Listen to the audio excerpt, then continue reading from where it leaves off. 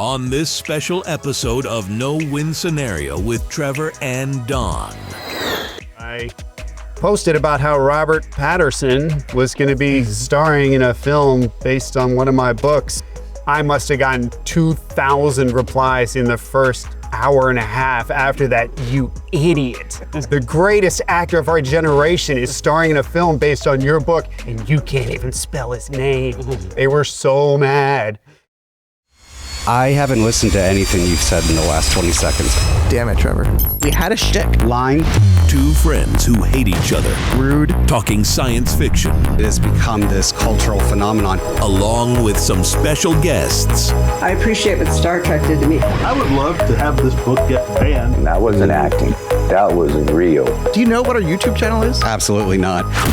No win scenario. With Trevor and Don. Okay, we're not doing that. Boom. Hey, Trevor. No, Hey, Trevor. Hey, look where we are. Look over there. What do you see? I see the West Newton Cinema. What's playing? Well, Mickey 17's playing. You want to go see it? Yeah, I've been wanting to see it for a while. You know, it's based on that book, Mickey 7, right? Yeah, I read half of it. Well, you've got about 2 hours left to read the rest of it because I think Ed Ashton, the author, is going to be there. No way, he's gonna be there? Yeah, I think we should crash the whole thing and just like ask him a million questions. Yeah, I got a couple questions I could ask. All right, let's go. Okay. Let's go. Oh shit. Trevor. Yes. We can't cross the street, we're gonna die. Any other thoughts? Every time I'm around you, I want to die. Hi everyone, and welcome to the season 3 premiere of the No Win Scenario podcast. I'm Don Schechter, and with me as always is my dark shadow, my little friend here, Trevor. Hi everyone. Trevor, everyone. Stop talking. Okay. We are live today at the West Newton Cinema in West Newton, Massachusetts, with Edward Ashton, the author of Mickey 7, and an audience who's just watched Mickey 17. So Ed, thanks again for joining us today. Thank you so much for having me. I really do appreciate the opportunity. I'm going to steal from your book. Please do. Oh, thank you. Your About Me section at the end. Edward Ashton is the author of the novels The Fourth Consort, Now Goes to War, Mickey 7, Antimatter Blues, 3 Days in April, and The End of Ordinary. His short fiction has appeared in venues ranging from the newsletter of an Italian sausage company to Escape Pod, Analog Science Fiction and Fact, and Fireside Magazine. In his free time, he enjoys cancer research, teaching quantum physics to sullen graduate students, and whittling. I got to stop those sausage company. Before we get into your work, like I've seen that everywhere, your website. Can you explain? True story. True story. My first published piece, a very long time ago, I did sell to the newsletter of an Italian sausage company. Why they decided they wanted to print fiction in their newsletter, I do not know. It was an initiative that one of their executives thought would increase brand awareness or something. I don't know, but they paid me $100 and a 3-foot by 3-foot sheet pizza, and I still consider that to be one of my best paydays ever. I was very proud of that one. That's amazing. And other than getting paid in pizza, any lessons from that experience that stayed with you? I did actually. I learned an important lesson shortly after that, which is that actually money can be exchanged for goods and services, and if you're paid in cash, you can buy all the pizza you want. That was the big lesson. Very profound lesson. Yeah, I love it. Okay, well, this has got to be wild to have your novel, your story, get made into this major motion picture released by Warner Brothers.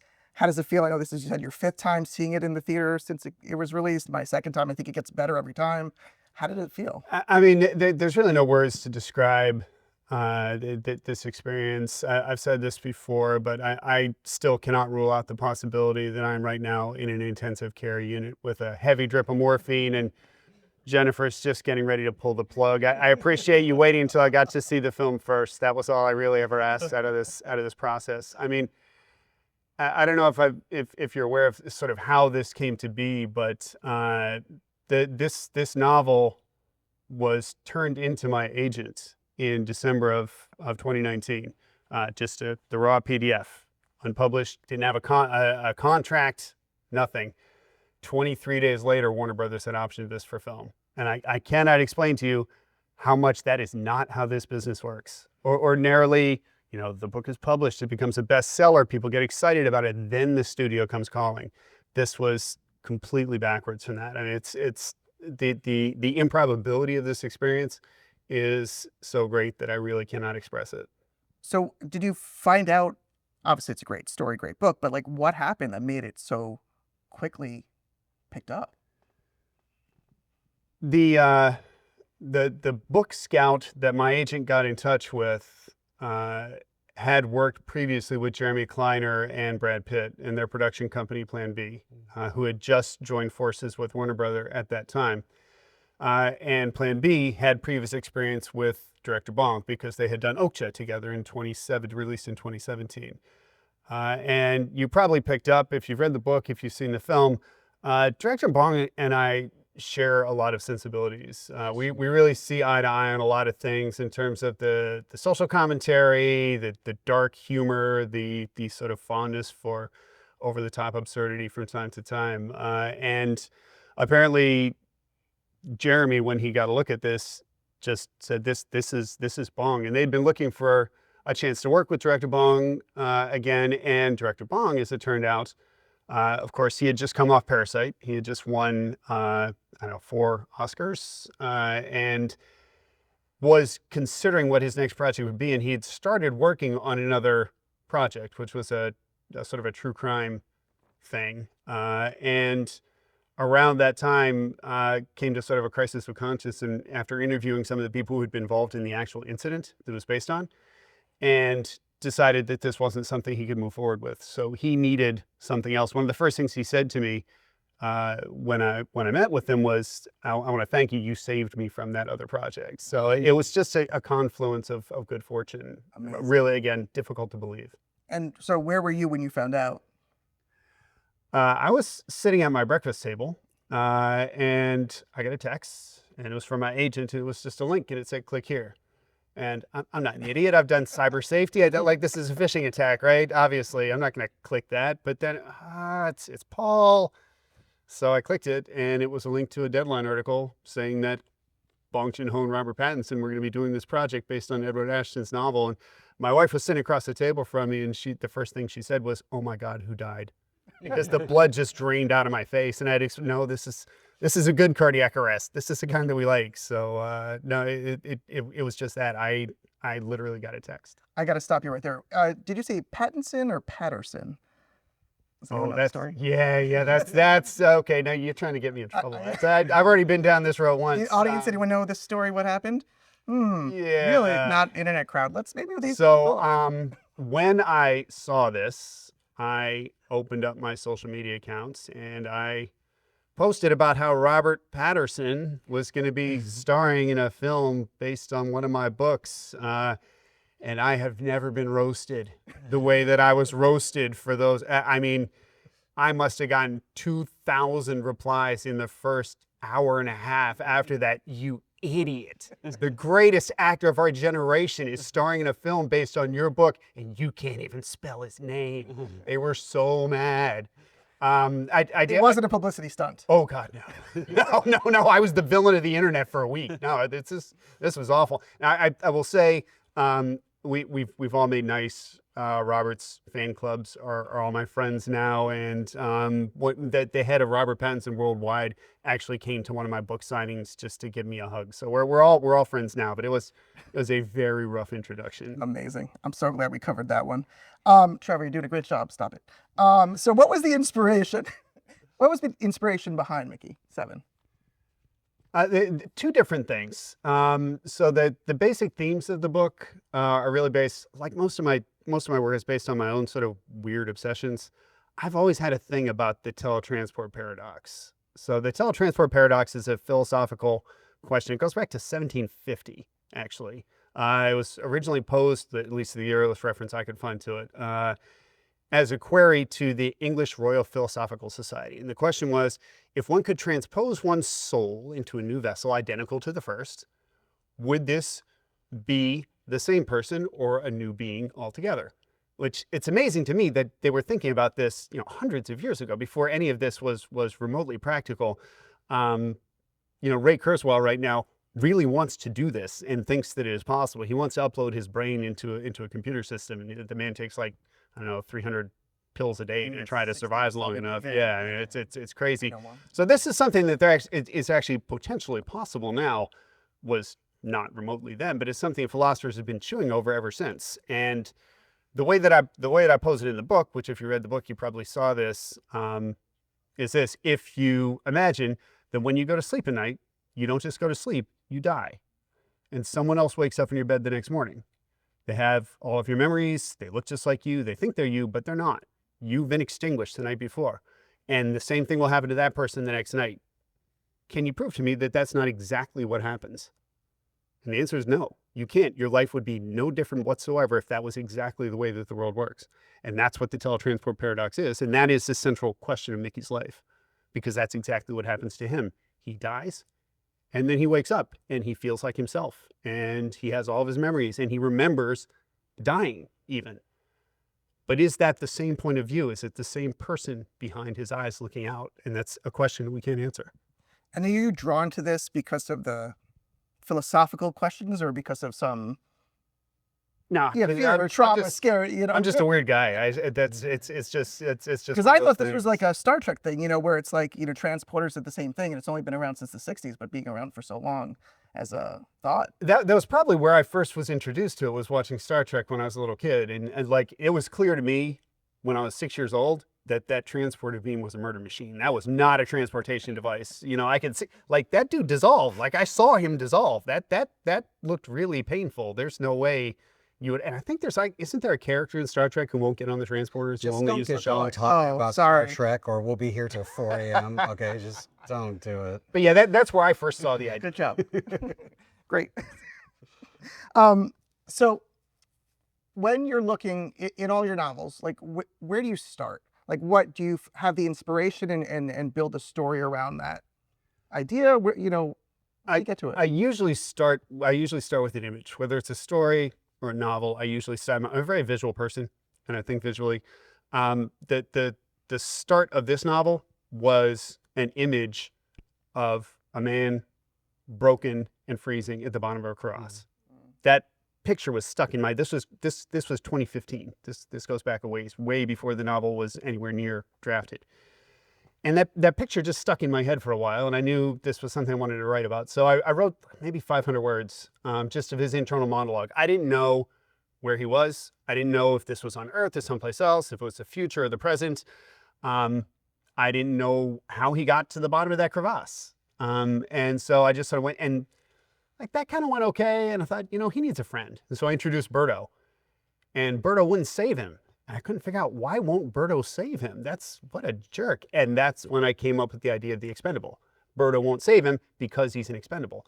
And the title, Mickey 7, initially was just sort of his communicator handle.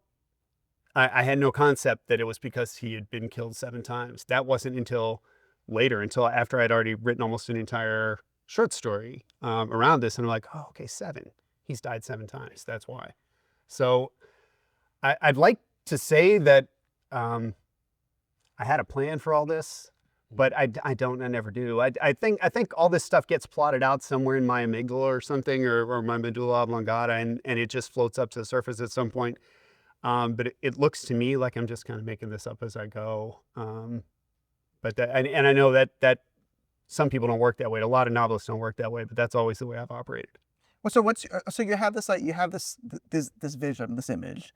You start working it out. What's your process for actually getting to your first draft? Is it from there? Are you outlining? Are you writing the entire go through and then countless editing? No, I find my way through a novel the way that you would find your way down a dark, foggy road in the middle of the night. I trust that, again, the work's getting done somewhere. It's getting done in the back of my head. I live in the woods, and I spend a lot of time walking with my wife and our dog in the woods. And there are plenty of times where she'll just stop and she'll say, "You're finishing a chapter right now, aren't you? Like, I've been talking to you for 10 minutes. You haven't heard a damn word I've said." "It's okay. You're done now, though, right?" And I'll say, "Yeah, I'm done. I just figured out this one, and then I can talk again." But that's, that the processing's going on in the background, and it does sort of take over my system sometimes. Why science fiction? That's a good question. Thank you very much. Is that everybody? I actually started when I first started publishing. I actually was writing literary fiction, more sort of contemporary literary fiction. I got a little bit of a reputation in mostly writing short stuff. One of my short stories wound up on the curriculum for the University of Vermont MFA program. And then I had a kid, and suddenly I couldn't justify spending hours staring at a keyboard every day when these little people, I eventually had 3 of them, wanted to play with me and thought I was cool. And I didn't write a word for 14 years. And then, much to my surprise, and this will probably shock a lot of you, apparently teenagers don't think their dads are the coolest thing in the world and don't want to hang around with their dads all day. And so some time came back to me, and I won't go through how Jen takes all the credit for me starting to write again, but she does, and she's right to do so. But I started working again, and when I started writing again, I decided I wanted to do not what I thought was right or had been taught was the sophisticated thing to do. I wanted to do what I loved, and what I'd always loved was science fiction, and so that's where I started up. Did I also read that it was maybe a little too much civilization that was played? Did I read that? Is that Yeah, there was a stage in between spending all my time taking care of my kids and starting to write again, where I was spending all my time playing Civ 5. Yeah, that's the best of the Civs. I'm with you. Yeah, it was a good one. It was a good one, but yeah, Jen did it at one point say, if I wanted to be a single parent, I would have gone to a sperm bank, and that was that was when Civilization got deleted from my laptop, and I decided to do more productive things with my time. I have a question for you. Bong Joon Ho has had like a 30-year career and is internationally renowned and directed one of the best true crime films I've ever seen, Memories of Murder. And if nobody's seen Memories of Murder, or yes, exactly. If you haven't seen Memories of Murder, it's available through the Criterion Collection. It's a masterpiece. But he is an auteur, and he takes things and he has his signatures, he has his themes, he makes his films his own. Were you initially concerned that an auteur was adapting your book? So let me just rephrase your question slightly. You're saying, was I, an obscure mid-list author, concerned that an Oscar-winning director wanted to make a movie out of my book? And how much pizza did you get? I guess I'm referring to the famous Stephen King, Stanley Kubrick thing. I hate to break this to you and via disappointment, I am not Stephen King. I do not have Stephen King's career cloud in this world. No,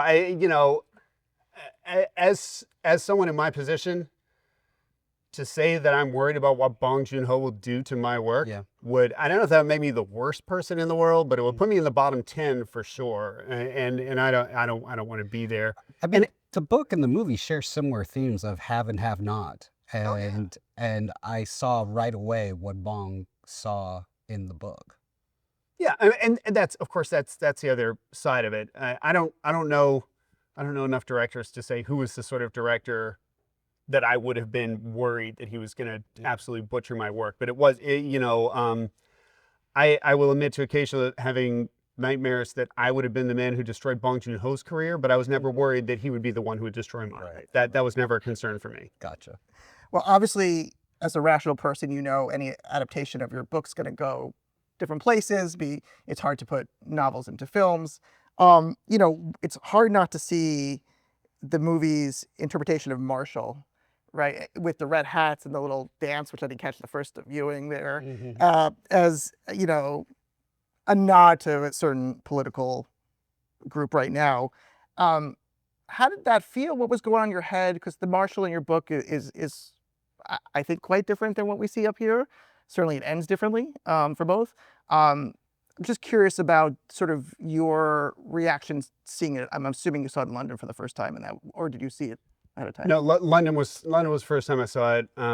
I'd read the script, of course, and I'd been there to see some of the filming. I didn't see any of Mark Ruffalo's performance when I was there on set.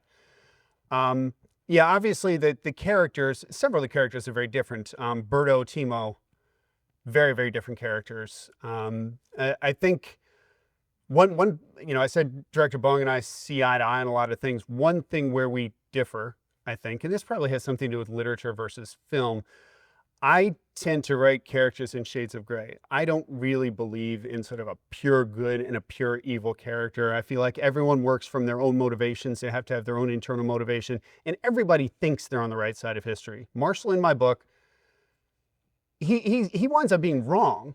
He's on the wrong side, but he really believes he's doing what's best for the colony and for the survival of the humans there. Director Bong takes things a little more from those shades of gray to black and white, and the good characters are good and the bad characters are bad, and I think that probably works better on the screen. I think it's really hard to see those shades of gray on the screen. There's quite a dichotomy in the film between 17 and 18, but in the book, it's far more subtle between 7 and 8, or at least that's what I got.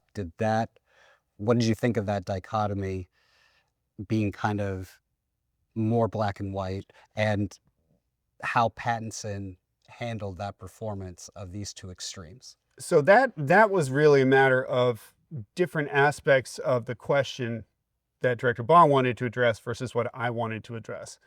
So what I was looking at in putting these two characters side by side was really the question of identity and personhood.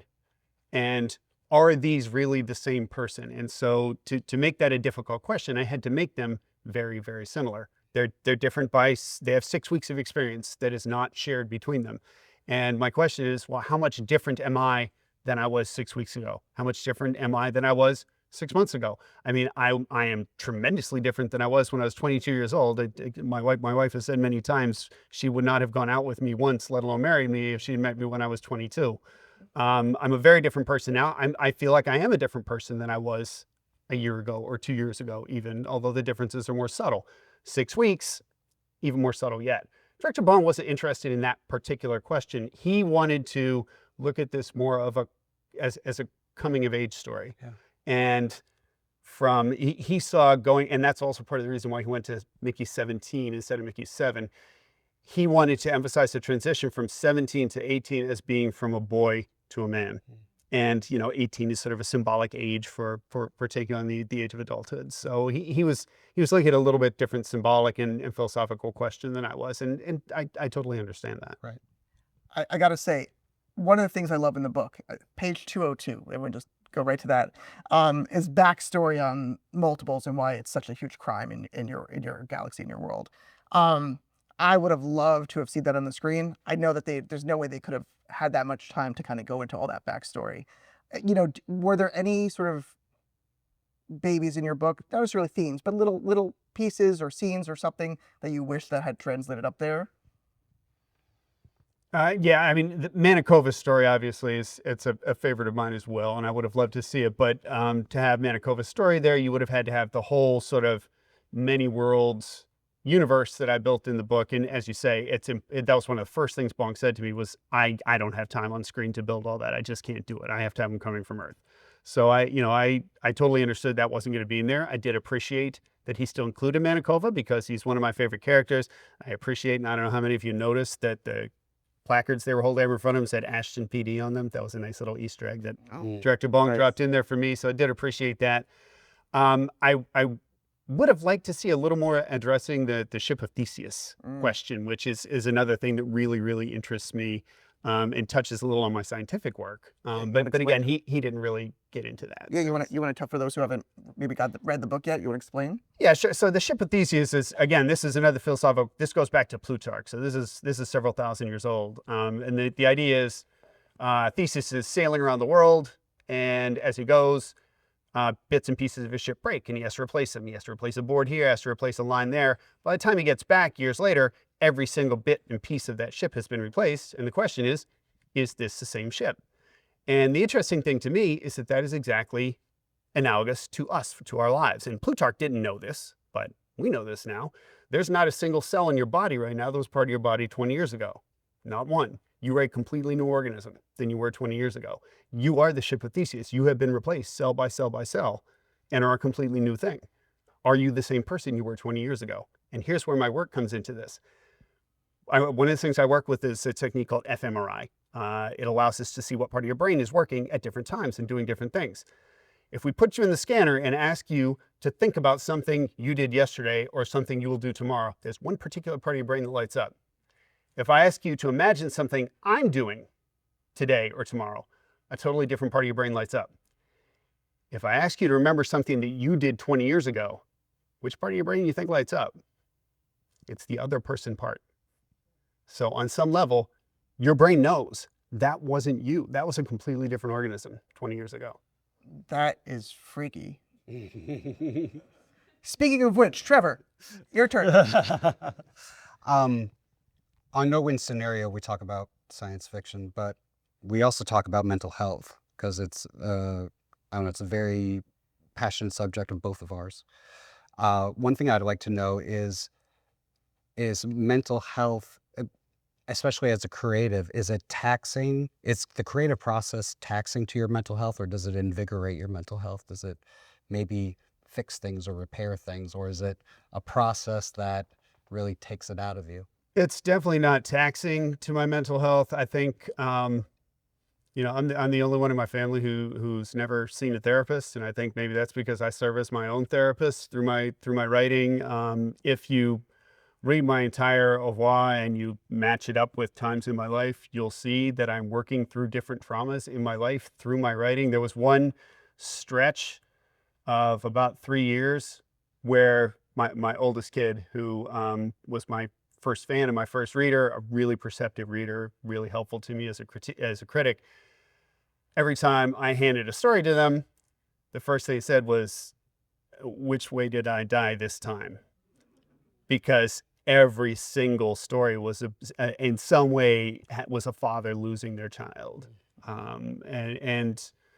This goes back to, if I could just indulge with like a 2-second story, when my kid Kira, when she was 18 months old, we took her to the beach, and it was a nice day. It was hot. She was playing in the sand. I thought I'd take her out in the water. I walked her out about waist deep, and Jennifer was on the beach with the camera, and she told me to turn around and smile. So I turned around, and then she screamed, and I was lifted off my feet and flipped over and slammed headfirst into the sand, and I lost consciousness, and I lost my child.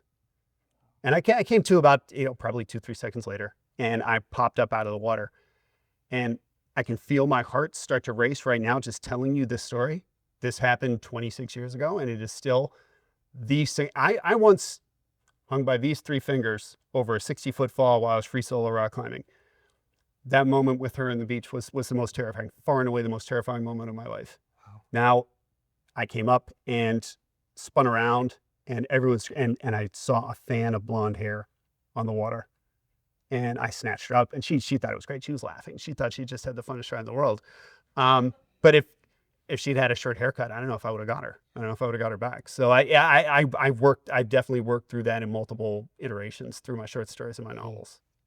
Wow. It's interesting because so much of your work, and especially Mickey 7, is about survival and the cost of human survival, and whether it's worth it, and what humankind's willing to do and how we treat people. And yet you're funny. Which, given your science background and the seriousness of survival of the species, is kind of interesting. How do you balance the sort of humor versus the seriousness of what you're getting into? I think humor is a really important part of the work that I do, because I do touch on a lot of dark themes. I mean, this book, Mickey 7, and this movie have some really dark stuff in them. I mean, a lot of really bad stuff happens. A lot of bad stuff happens to Mickey. There's a lot of sort of deep thinking in there. And I think without the humor, it wouldn't be palatable. I think of it like cooking. I fancy myself to be an accomplished chef. And one of the things you have to do in cooking, obviously, is balance. You have to balance sweet with salty. You have to balance hot with sweet. And I think of humor as sort of like the sweetness that's baked into the cake to make it palatable. Before we get to some questions, I got to ask you to explain this part of your life. Talk about a little bit of your scientific background a little bit more, and So I have a PhD in medical imaging. If you want to look at what my actual, where I made contributions to the scientific world, it's primarily in a technique called dynamic contrast enhanced magnetic resonance imaging, which is a technique for looking at blood flow in vivo. So we use it for cancer. One of the things that cancer does, before it can spread, it has to grow blood vessels into it because that's what allows the cells to sort of spread and flow through your body. That happens when tumor hits about 1 centimeter typically. And so this is a technique that allows us to image the blood flow inside the tumor. And that's something that is highly predictive of whether it's going to spread. And obviously the spread of tumors is one of the main ways that they get you. So it's an important thing to know. So that's my scientific background. My job right now is developing new drugs for cancer, for oncology. What do you hope people get from your writing? Let me put it that way. I hope they have a fun time. That's a big thing. Writing, in my view, should be entertaining. You should finish a book and say, wow, that was great. I had a really good time reading that. And if you got some philosophical stuff out of it, or you learned something you didn't know before, that's all great. That's all gravy. But the most important thing from my perspective is it should be entertaining. You should have a good time. Okay. That's my philosophy on all of life, by the way. All of life. It should be entertaining. You should have a good time. Awesome. All right, let's see. Let's go for some questions. We've got a mic over there. Rose is your name, but when you poop it sure don't smell like roses. Your number 2 burns the hair in my nose, but we fought hand in paw. Now your poop don't stink at all. Now that the air is clear, I'll treasure your front and rear, my sweet Rose. Instantly neutralize poop stink with Poop Fighter from World's Best Cat Litter for the world's best cat. Lowe's knows you've got a job to do, and we help get it done. With the MyLowe's Pro Rewards program, eligible members save more with volume discounts on qualifying orders through a quote of $2,000 or more. Join for free today. Lowe's, we help, you save. Offer can't be combined with any other discount, contract, and/or special pricing. Exclusions, more terms, and restrictions apply. Details at lowes.com/terms. Subject to change. Any questions?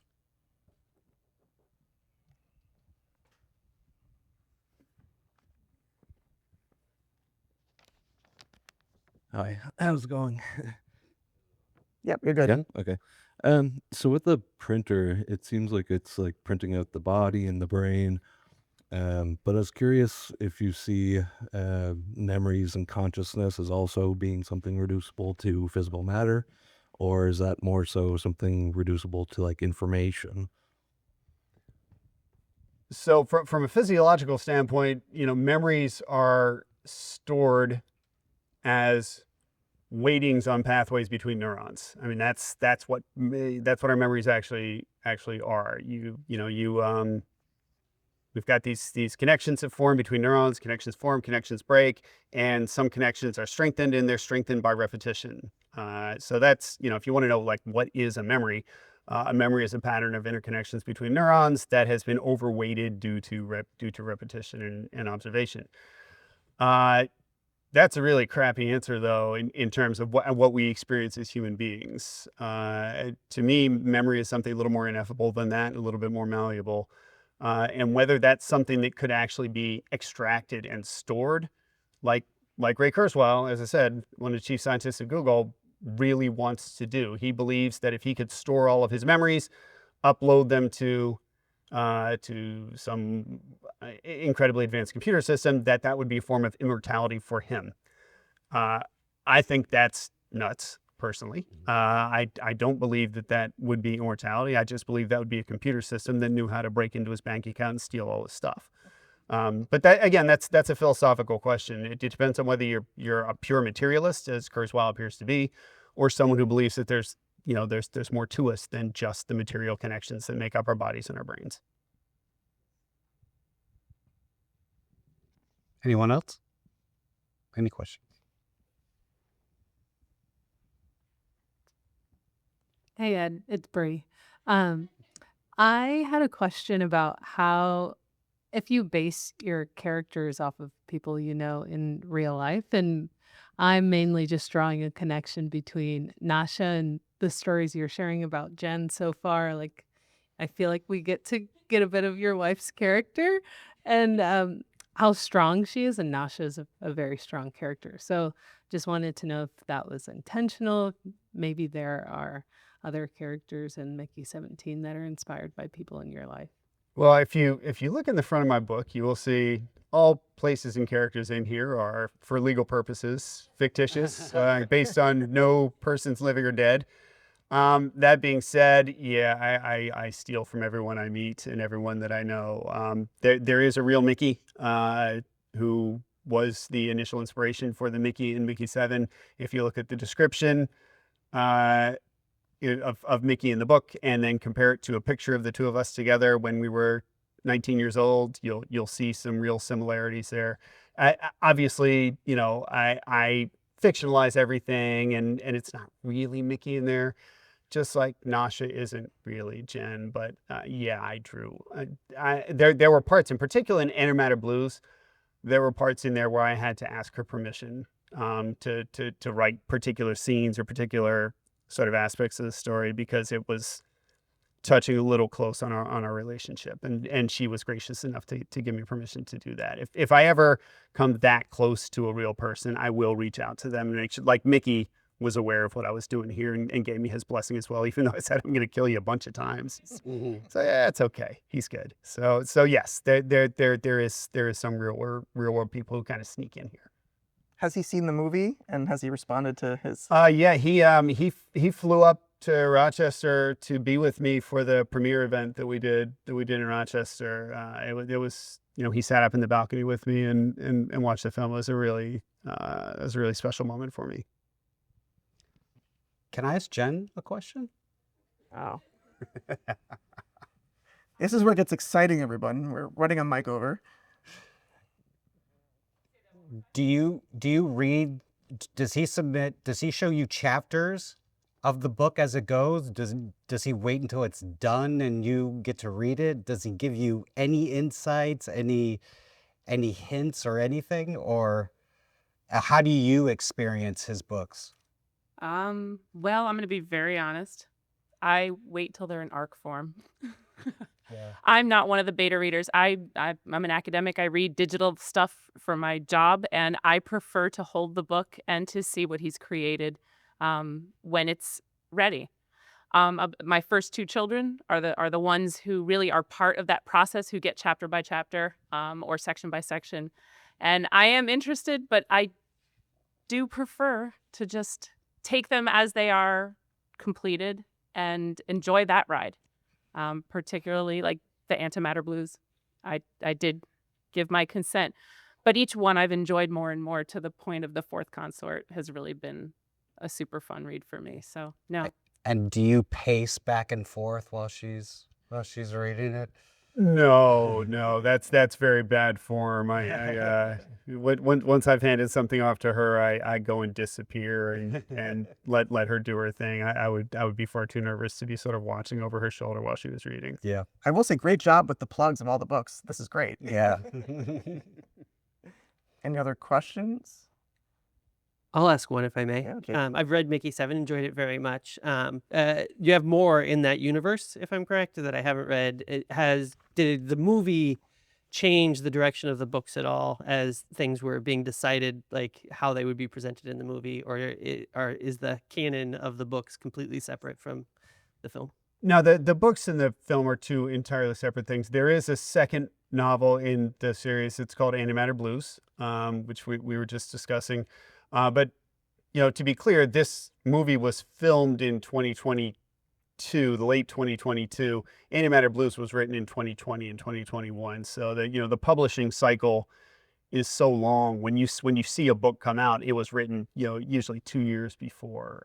So it's a little interesting because the ending of the movie does not jive with the setup for Antimatter Blues. So if I had been coordinating with the movie, I don't know, maybe I would have done something different to encourage Warner to make a sequel film. That's really not going to occur with the book that I have now and the way that this movie ends. What has the movie being in production and then coming out now, how has that changed the way your life has been? I mean, it hasn't changed my life at all. Your kids are there? My life is like hanging out in the woods and walking my dogs and like trying to cure cancer. That's kind of what my life Small is. goals, yeah. But obviously it's been a huge boon to my writing career. It's been a huge boon to my writing career. There is no substitute for the publicity that something like a Hollywood exposure can provide to a writer. A really successful, like a New York Times best-selling book will sell maybe 75,000 copies in a month. 75,000 copies in a month will get you well up the New York Times list, right? A movie is a flop if it doesn't have like 10 million people see it in the first weekend. That just the volume of people who are exposed to something like this, and who maybe stick around long enough to see my name up there, the second card on the credits, and think, maybe I'll take a look at his books. There's no substitute for that from a publicity standpoint, and that's been hugely helpful.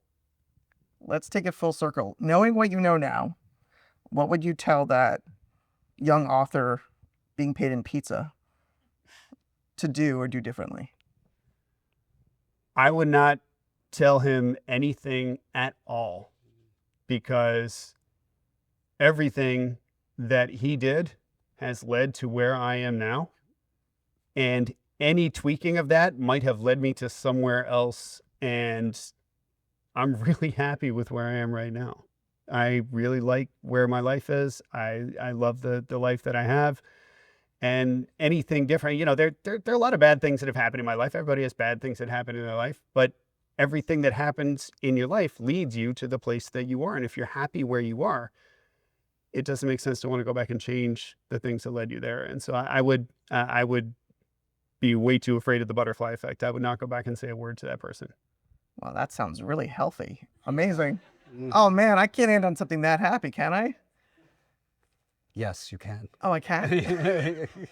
I was thinking one more. So what would you tell a young writer? We like to talk to people in the industry who are working at a young age too sometimes. And what advice would you have?